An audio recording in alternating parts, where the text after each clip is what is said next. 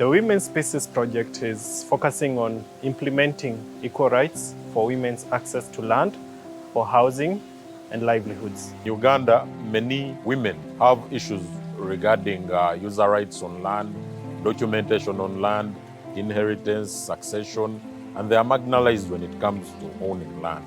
So our particular project as SSA empowered women, build their capacity and awareness of the existing legal framework on land, housing, and related livelihoods. It is unfair to see people who are not aware that they are supposed to have proper documentation on land being evicted because they don't have approved plans. The project we are talking about is Women Spaces Project. Obviously, under gender mainstreaming and women empowerment, it is my mandate to promote, protect, fulfill, and respect women's rights in particular. Under this project, we are working with paralegals, for which they are assisting us to disseminate information to the communities where community development officers cannot reach. Paralegals are these women that have been trained, and they go to communities actually, and they address the change of situations which have to do with property rights for women, with inheritance, and even though those issues are already clear in the law of the country, in practice, the customary practices actually tend to go in different directions. So the work that paralegals do in Uganda is critical, and it's an amazing example of how communities and people in the communities can change the mindset of their own community. We were listening to the stories of their clients actually. So whenever I hear one of those things, it inspires me to keep going and to motivate others as well to do that. There are a number of success stories being told by the paralegals for having supported widows to be able to inherit property of their husbands, for having supported the rural women to access livelihoods, to access land where they can grow food for their children. I got my husband when we were just out of school. He was a very nice man. We could do everything together. We bought a small piece of land. But time came, he started changing. He started beating me. He never allowed me to work. I tried to convince him that when I work, we shall prosper. But he did not listen to me. He could not allow me to own any money. He got the agreement we wrote when we were buying that land. He took it to his mother when I don't know. Because even that plot of land which we bought, he could not even allow me to plant there anything. So there is a person I approached. That person told me that, oh, there are some people working upon those issues. And she directed me to this woman. I met that woman in Nakato. She belongs to paralegal. I told her my problems. She was indeed attached. She came to my husband. We sat together. She talked to him.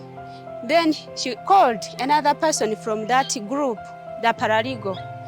They came, they talked to him. The man indeed changed. He allowed me to work. I started buying clothes for myself. I'm now fine, as you can see me. People have challenges and cases and issues within the community, but coming out to seek help or to be addressed is a challenge, and they end up keeping quiet. But with coming with the paralegals on board, and these people are within the communities, people have started coming out.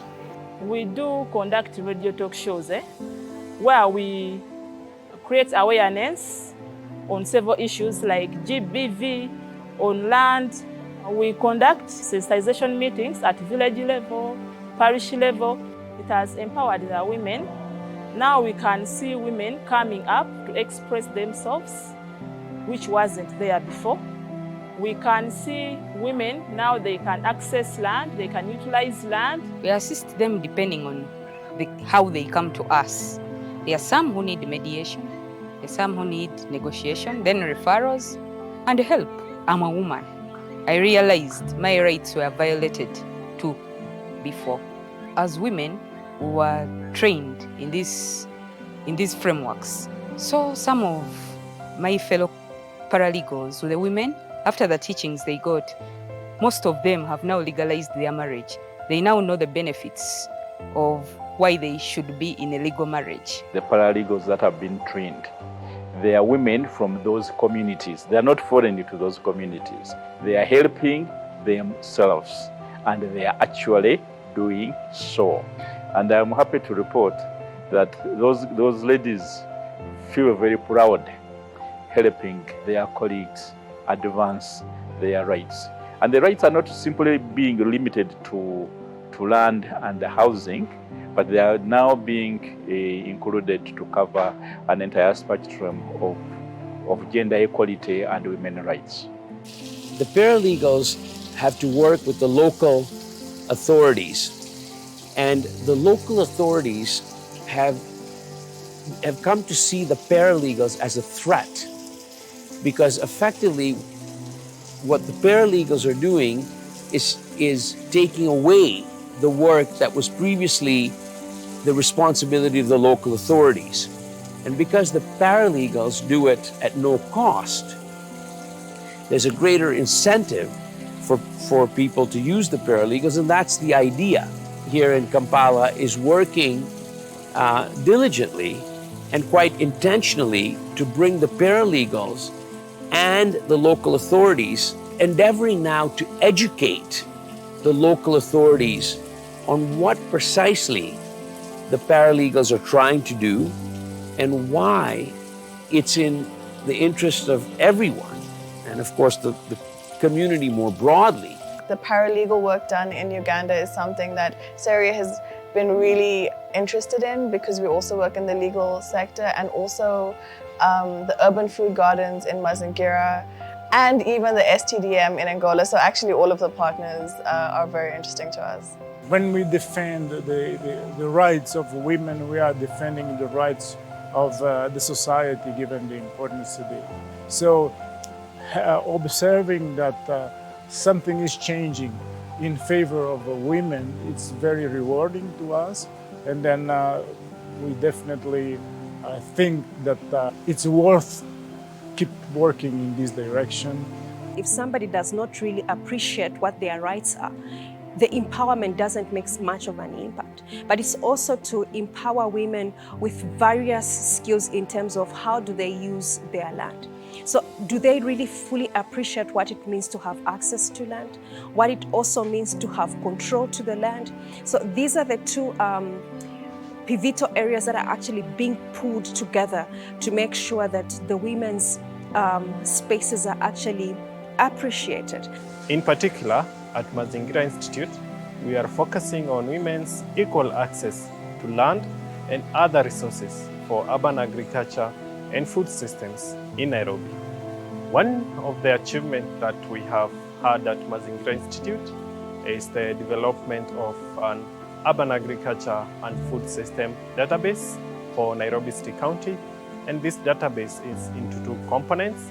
We have a mobile phone application and also an online platform where the farmers use the mobile application to upload their urban agriculture and food system activities data on the mobile platform.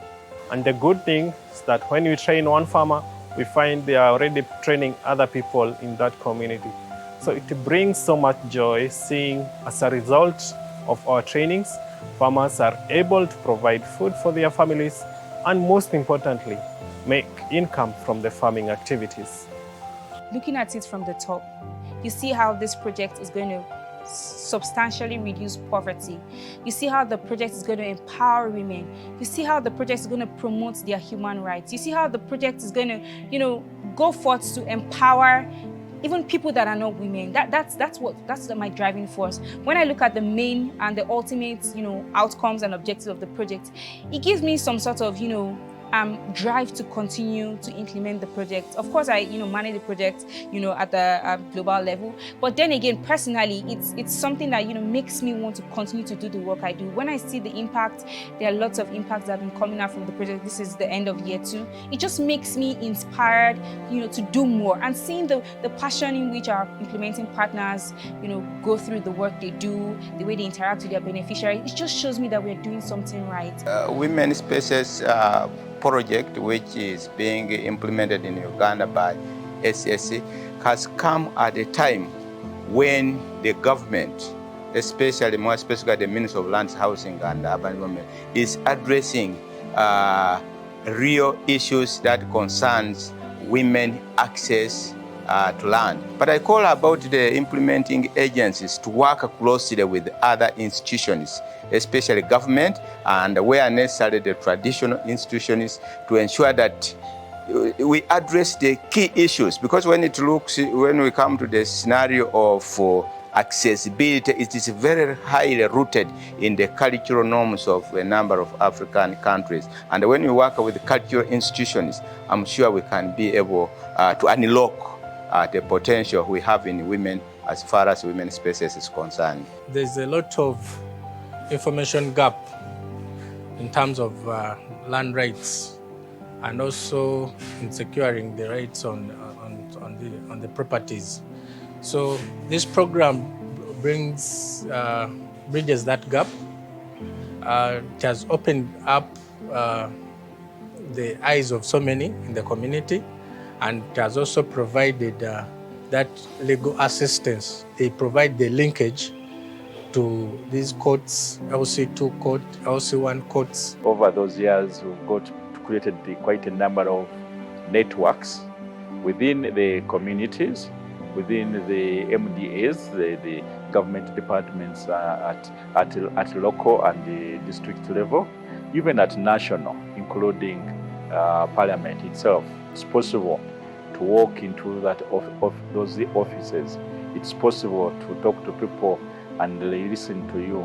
And it's possible, incrementally, to have changes occur. There's been quite a lot of challenges on our journey with this project, and that has to do with the changing political context. It has to do with people's attitudes towards asserting women's rights, people's beliefs around what is appropriate for women to do. And each of those challenges we anticipated when we started the project, but dealing with them every day is something that we've had to navigate as we make this project real.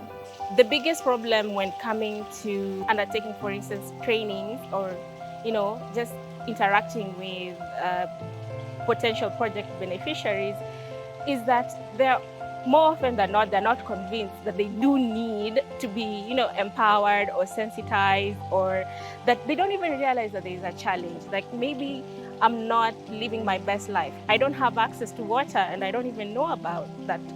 Access to water is actually a fundamental human right. So that poses a serious challenge, because now we have to start from the grassroots of asking, maybe there's better for you. So we have to have those conversations at the onset.